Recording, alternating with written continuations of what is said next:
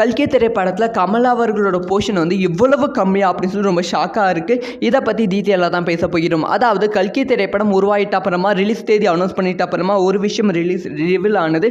கல்கி திரைப்படத்தில் கமல் அவர்கள் 90 நிமிடம் வராங்க அப்படின்னு சொல்லியிருந்தாங்க. ஸோ 90 நிமிடம் வராங்க. கண்டிப்பாக வந்து இந்த திரைப்படத்தில் வந்து ரொம்ப ரொம்ப முக்கியமான கேரக்டராக தான் வந்து கமல் அவர்கள் இருப்பாங்க அப்படின்னு சொல்லி எதிர்பார்க்கப்பட்டது. ஆனால் வந்து இப்போ வந்து இன்னொரு அப்டேட் கிடைத்திருக்கு. இது வந்து ரசிகர்களுக்கு பெரும் ஏமாற்றமான விஷயமாக தான் பார்க்கப்படுகிறது.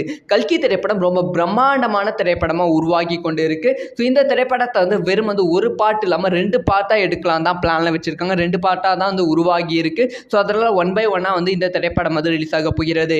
எஸ் வந்து கமல் அவர்கள் 90 நிமிடம் வராங்க. ஆனால் வந்து ஒரே பார்ட்டில் கிடையாது. எஸ் பார்ட் 1ல வந்து கல்கி திரைப்படத்தில் வெறும் வந்து 20 நிமிடம் மட்டும்தான் வந்து கமல் அவர்கள் வருவாங்களாம். ஒரு கேமியோ ரோல் மட்டும்தான் பண்ணுவாங்களாம். பார்ட் 2ல தான் வந்து 40 நிமிட காட்சியில் வந்து கமல் அவர்கள் இருப்பாங்க அப்படின்னு சொல்லப்படுகிறது. இது வந்து ரொம்ப சூப்பரான விஷயமா பார்க்கப்படுகிறது.